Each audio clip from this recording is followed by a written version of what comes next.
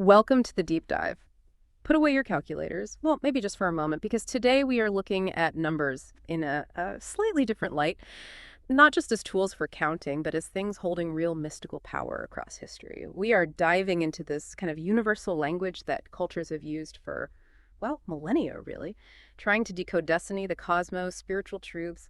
Our mission today is to navigate the surprising similarities, but also the profound differences between these ancient traditions. We're talking Babylonians, Pythagoreans, the Maya. We'll compare how they found meaning in digits. And then we'll bring it right up to the modern day and explore what, scientific analysis actually says about all this. It's fascinating, isn't it, how our view of numbers has shifted so dramatically. I mean, today, they're just quantities, right? Purely functional.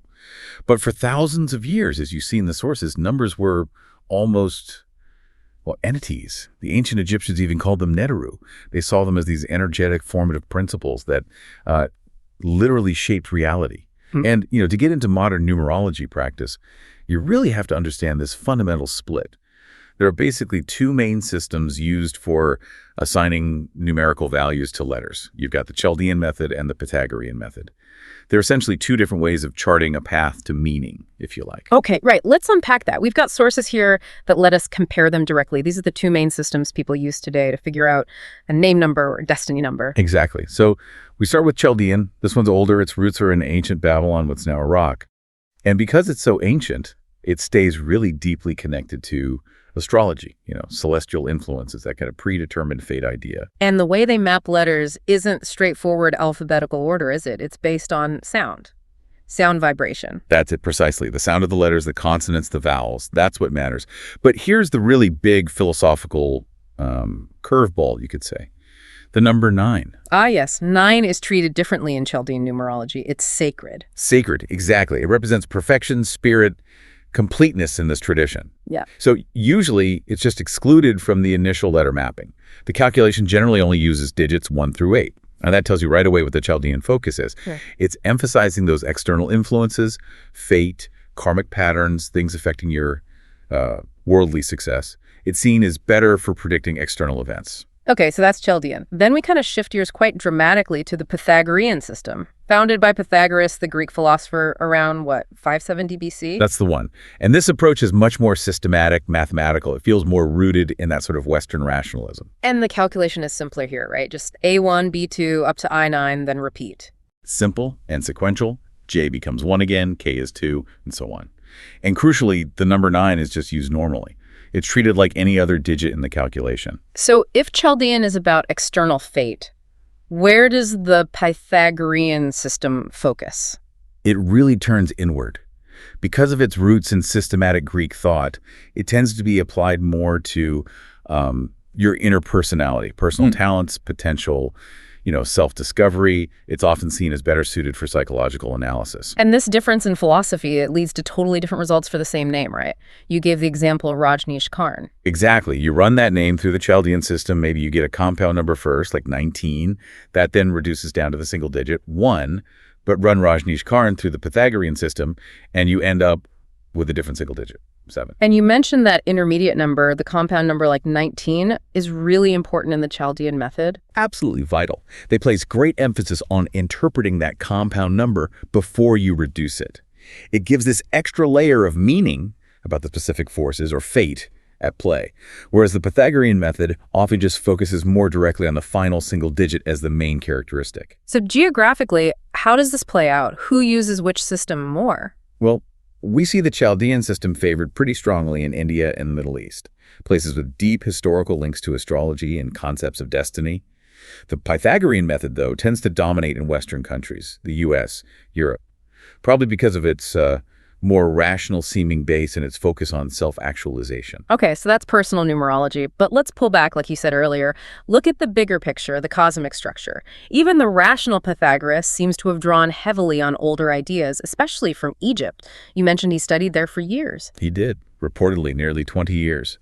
And that Egyptian influence is, it's absolutely profound when you look closely. Let's talk about that Egyptian number mysticism. You said they saw numbers as neteru, as gods or active principles. Yes, neteru.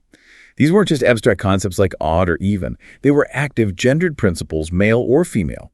There's no neutral it with these numeric forces. And this context is key to understanding their concept of unity, the number one. One wasn't just a number, it was the essence, the unpolarized source everything springs from. Neither odd nor even, but containing both. And this leads into their creation story, the Egyptian Trinity, using numbers. Precisely. You start with the complete one, Adam, the singularity. Then from this emerges the feminine principle, Isis. That's number two. She represents divine mind, multiplicity, the start of differentiation.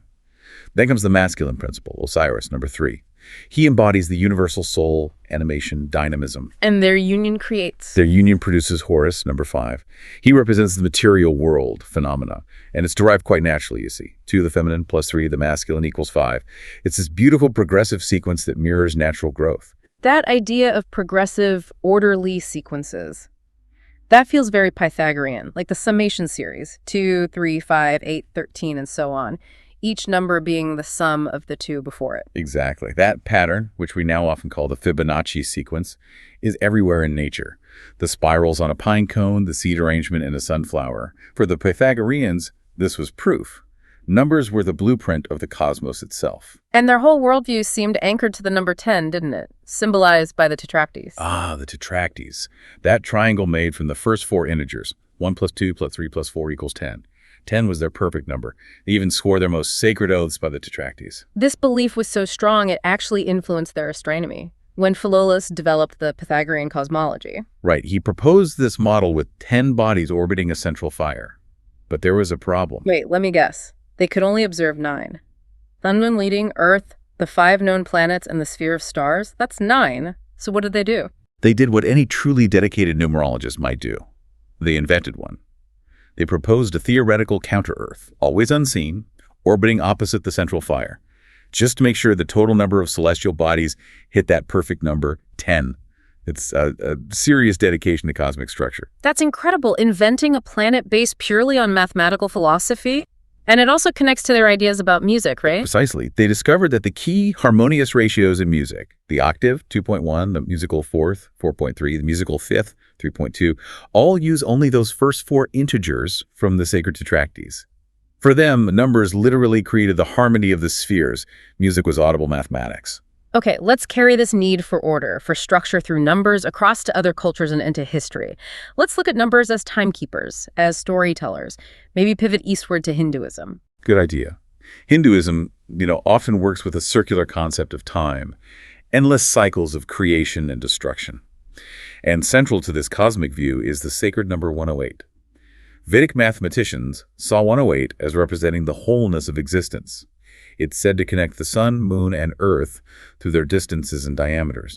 And you see it physically represented in the 108 beads on prayer strands, the malas, linking the individual to the cosmos during meditation. We see a similar structuring principle in biblical numerology, too, using numbers symbolically to define history and prophecy, not just count things. Absolutely.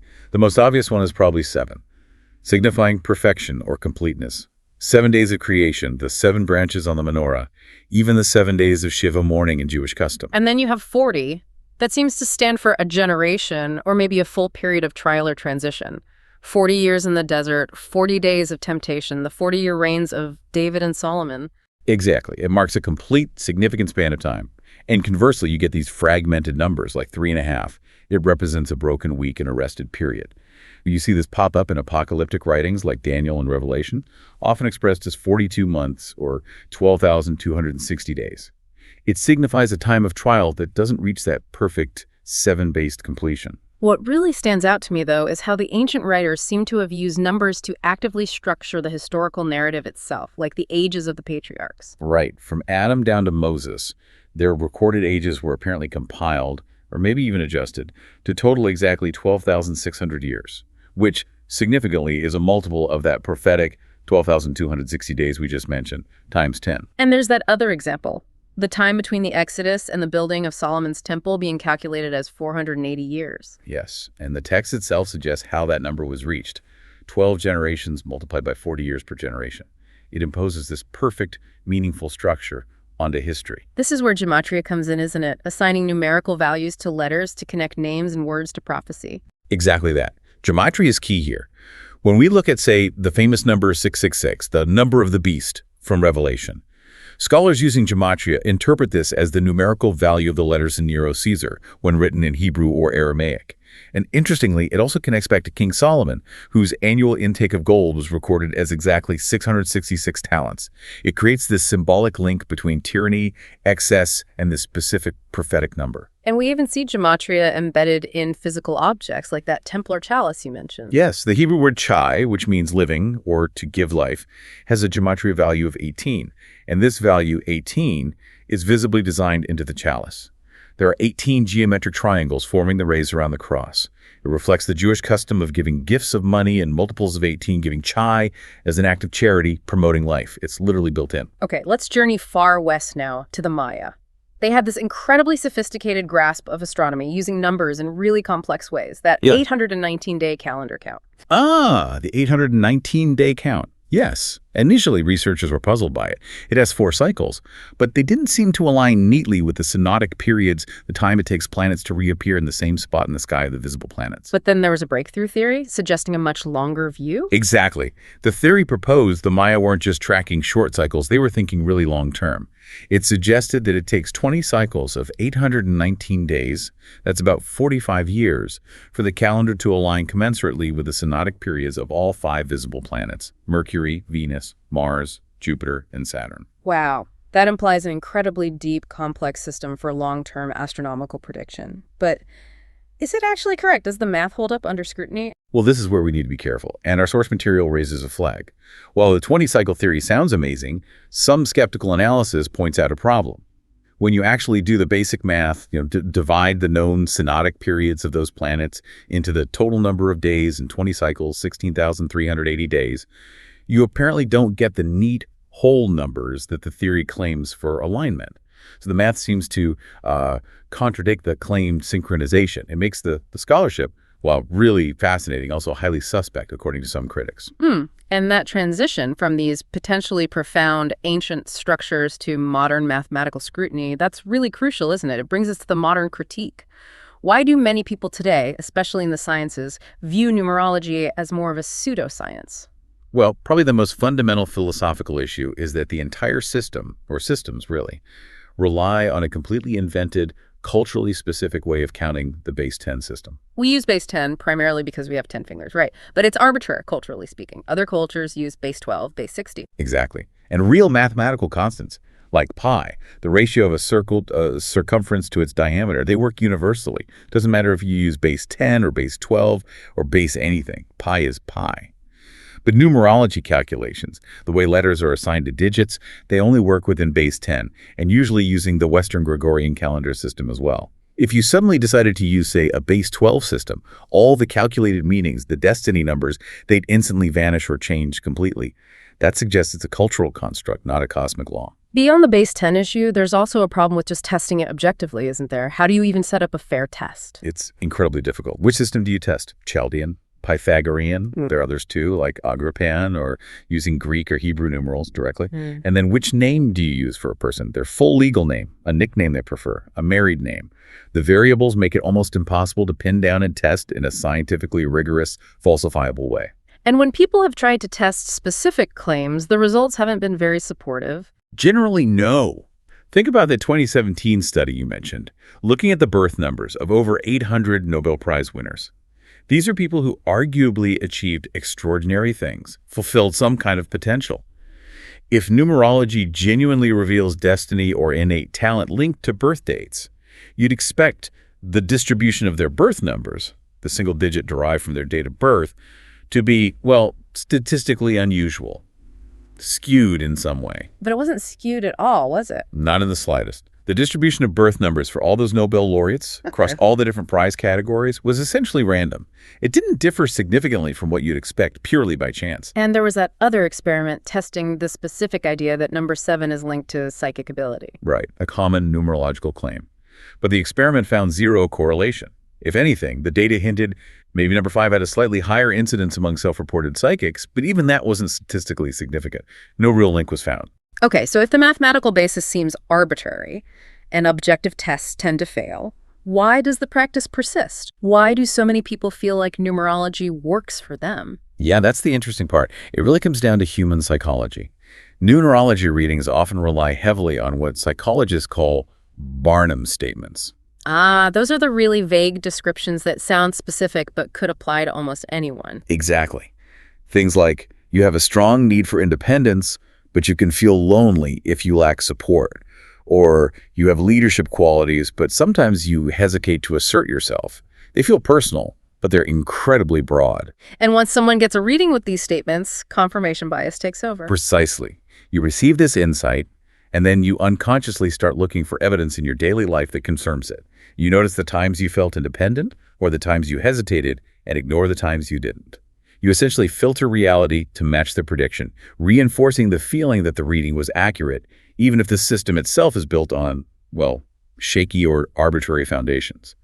So this has been quite a journey, a real deep dive into this quest for cosmic order through numbers. We've seen how powerful numbers are as tools for creating structure, whether it's seeking the harmony of the spheres like the Pythagoreans, or structuring complex histories and prophecies like biblical authors. Yeah, the ancient world clearly used numbers to find or impose order on the cosmos. Modern adherents, maybe, are often looking for a similar sense of order, but on a more personal level. Whether numbers are truly mystical entities or just convenient symbols we use, they've undeniably shaped how humans perceive fate, themselves, and the passage of time. I mean, inventing a counter-Earth or devising something like the 819-day calendar shows this incredibly persistent human need to find pattern and symmetry, even in apparent chaos. We've explored how that ancient drive for order led to incredibly complex structures, like the Mayan calendar, but also, perhaps, to assigning life-altering fate to a name based on an invented base 10 system. So here's something to think about. If the perceived utility of numerology today often boils down to things like confirmation bias and these vague self-affirming statements, what is the modern impulse that keeps driving us, 2,500 years after Pythagoras first started connecting numbers to, well, to ancient Greek vibes? What are we really searching for when we try to find profound meaning in the simple math of our name or our birth date?